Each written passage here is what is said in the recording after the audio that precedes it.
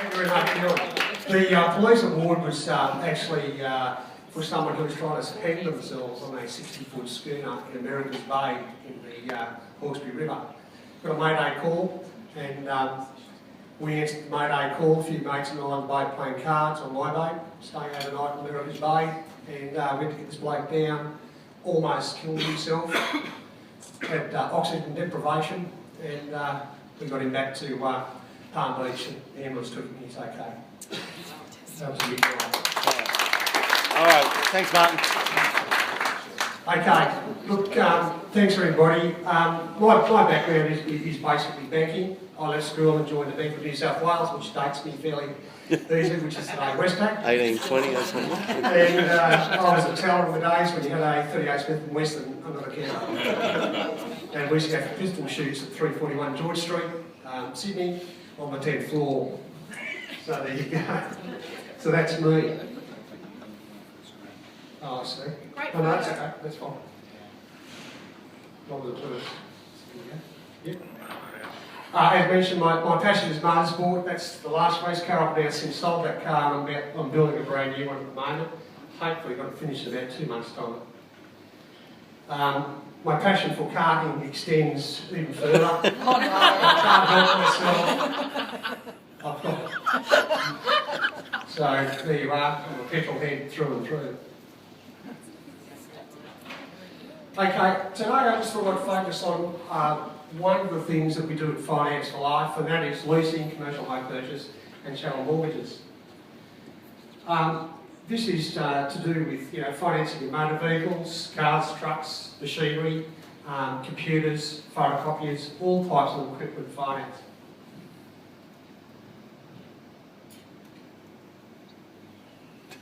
Okay.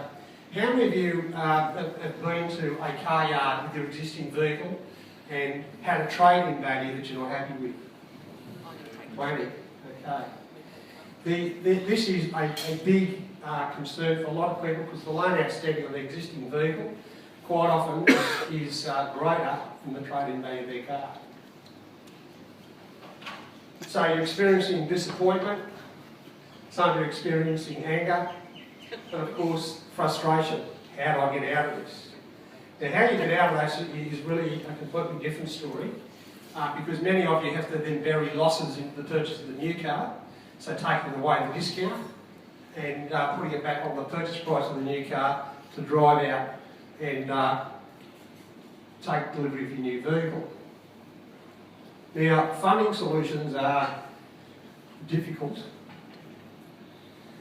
but the important thing is, and this is what doesn't happen in car yards, is how long will you keep the vehicle?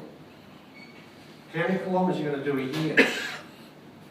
What should my residual balloon be?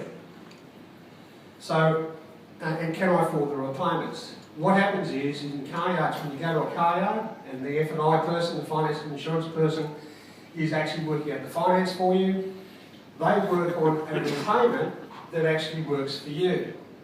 But what they do to get the repayment in the right place for you is they increase the balloon. And that puts you into a future financial hole again. So it's very important that you pay the right payments. So suggested structure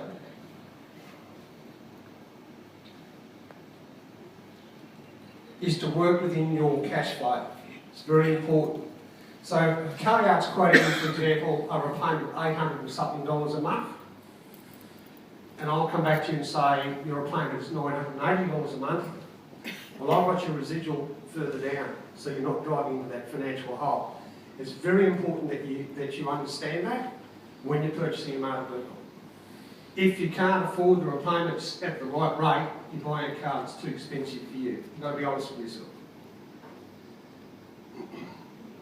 Now, the recent concessions that have been given in the latest budget, this is for SMEs, that's businesses that turn over less than $2 million a year, is that you get a $20,000 depreciation allowance for new and second-hand equipment per item.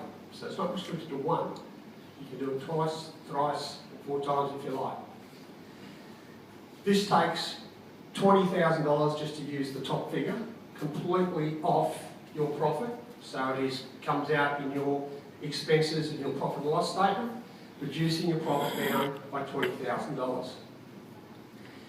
This reduces, so you've got 100% write-off before you start, and had you not had the 100% write-off at the new tax rate for big companies at 28 cents on the dollar, you're also saving paying $5,600 in profit tax. So that's a huge saving.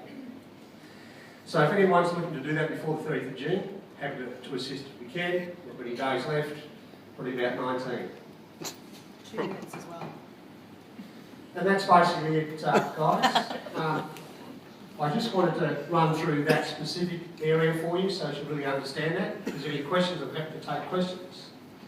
If anyone wants to talk to me after, happy to talk to you after. Thank you.